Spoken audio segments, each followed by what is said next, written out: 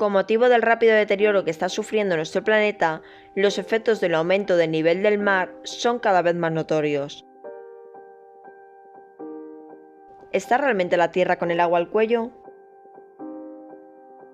Las causas que conducen al cambio climático y al aumento del nivel del mar son tanto naturales como humanas. Cuando el agua se calienta por la subida de la temperatura, ésta se dilata y por tanto los océanos ocupan más espacio. Esta dilatación térmica ha supuesto un aumento de 7 centímetros del nivel medio global del mar en los últimos 25 años. El deshielo de glaciares, glaciar de Groenlandia y la Antártida Occidental, acelerado por el calentamiento global. Al derretirse los glaciares, se añade más agua a los océanos. Este proceso se ve negativamente influido por la filtración de agua dulce de la superficie. Esta actúa como lubricante para las corrientes de hielo y ayuda a que éstas se deslicen con mayor rapidez. Es decir, el agua dulce filtrada hasta la base de las placas de hielo derrite las placas. Estas se debilitan y se deslizan hacia el mar.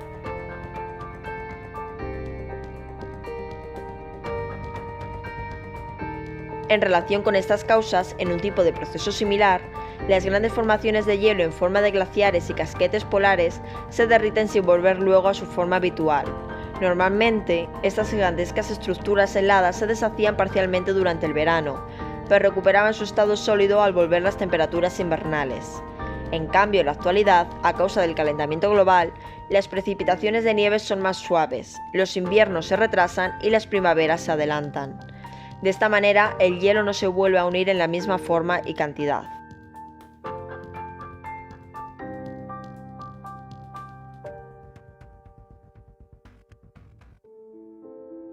Es cierto que la acción humana ha causado estragos en el medio ambiente sin posibilidad de retorno.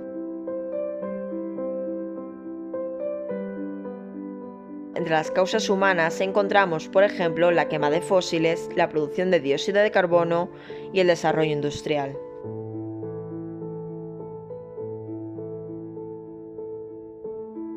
Los riesgos que este aumento de nivel del mar conlleva son la contaminación del agua potable, el peligro que corren los ecosistemas marinos, los huracanes y tifones que afectan a muchas regiones del planeta, las inundaciones que pueden generarse en la costa y la inundación de la mayoría de las islas por el retroceso de las costas y el aumento del tamaño de las olas. Es decir, los efectos del aumento del nivel del mar ya se están notando.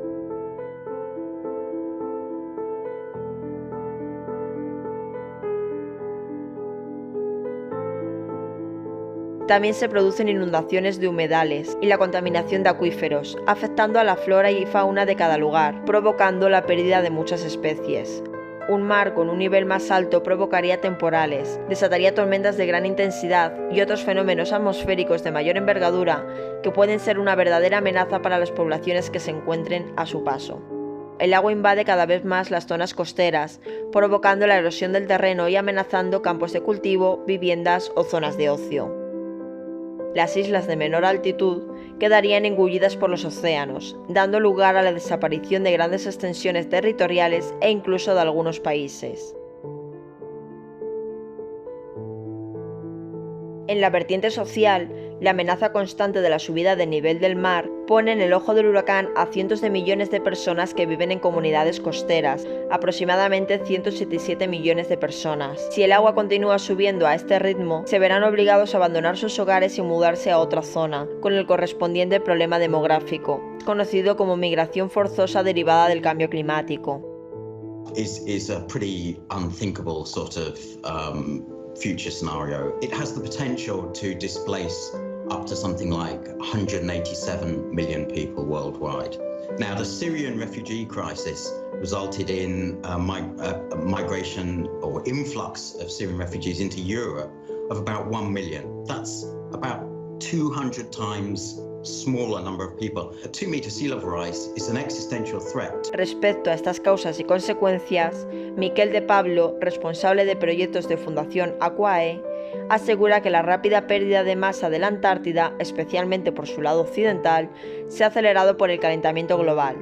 La Academia de Ciencias de Estados Unidos prevé que para 2050 unas 570 ciudades costeras se encuentren en peligro debido al aumento del nivel del mar.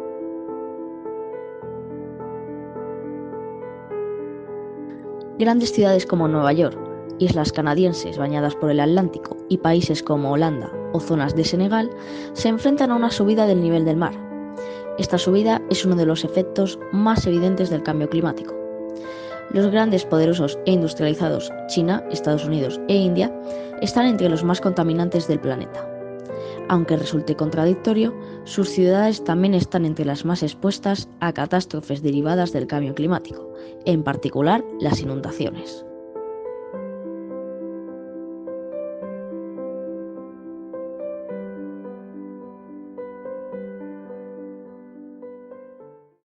Los océanos constituyen una pieza clave del sistema climático, ya que regulan el equilibrio mundial del clima terrestre, absorben calor y lo redistribuyen por medio de las corrientes y de la interacción con la atmósfera. Nos encontramos ante un gráfico cuyo objetivo es mostrar la red de boyas Argo, extendidas por los diferentes mares y océanos. Los últimos datos fueron recogidos el 16 de junio de 2019, donde el número de boyas era de 3.879, pero la red sigue aumentando. El papel fundamental de estas boyas es observar los océanos, proporcionando datos a tiempo real, utilizando un sistema complejo basado en pequeñas sondas robóticas. Estas sondas flotan a una profundidad de 2 kilómetros y cada 10 días nos muestran el estado del clima, la salinidad, la densidad y las mareas oceánicas, entre otras. De esta forma, nos permiten comprender el papel que juega el océano sobre el clima mundial. Esos datos recogidos se transmiten a los científicos en tierra vía satélite y no están restringidos, por lo que están a disposición de quien quiera informarse sobre el tema. Este gráfico nos muestra cómo ha ido aumentando el nivel del mar a medida que pasan los años, empezando desde 1993 hasta 2017. A principios de este siglo se empieza a medir por satélites el aumento, debido a la fusión, representada con la línea azul, y la expansión térmica, representada con la línea roja, y la suma de las dos daría lugar a la línea morada, situada en la parte superior del gráfico.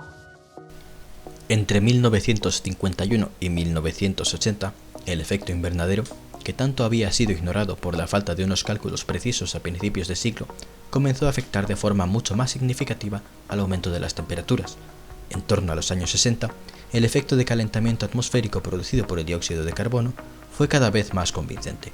A finales de siglo, se pudo concluir, gracias a los avances tecnológicos, que el cambio climático había sido provocado mayormente por el efecto invernadero durante todos los cambios climáticos de la historia, y que el más crítico fue durante la época señalada en el gráfico.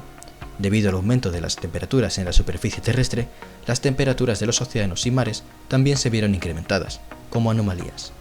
A partir de los años 80, el crecimiento comenzó a ser algo desmesurado, ya que se puede apreciar que la temperatura en el agua ha aumentado casi 0,5 grados, hasta 2010.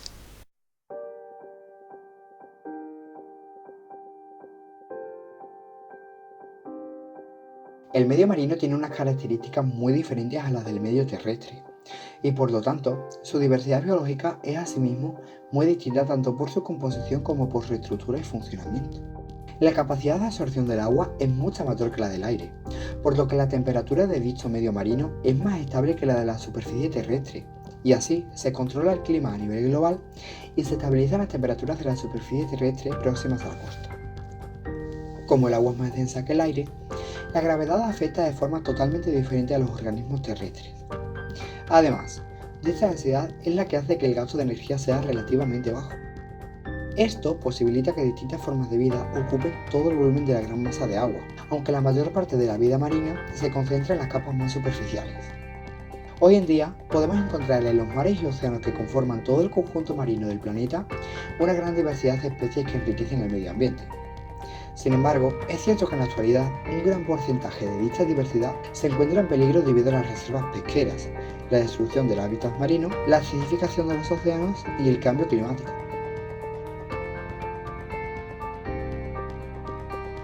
Una de las consecuencias más claras, pero a la vez más desconocidas, es el Faucin Distemper Virus, un virus potencialmente mortal que afecta a las focas. Esto es solo un caso de consecuencias que implica el crecimiento del nivel del mar, un virus que ha permanecido congelado y latente hasta ahora, que la temperatura basal de los océanos ha aumentado. Científicos han alertado de que el dramático aumento de la temperatura del planeta y el incremento en el nivel de las mareas ha provocado que el agente infeccioso se propague entre los mamíferos del Océano Pacífico Norte, matando especies marinas muy importantes. Es importante destacar que la acidificación de los océanos provocada por el vertido de residuos nitrogenados y sedimentados es otro grave problema, ya que está produciendo un incremento de las zonas muertas en un 5% al año. Más de 12.000 km² de áreas marinas con una escasez de oxígeno que dificulta el desarrollo de la vida. Todo ello contribuye a la reducción del hielo del Ártico y aumenta la temperatura de las zonas templadas, favoreciendo así la proliferación de especies invasoras marinas. Se ha detectado que determinadas algas invasoras avanzan en 50 km la década.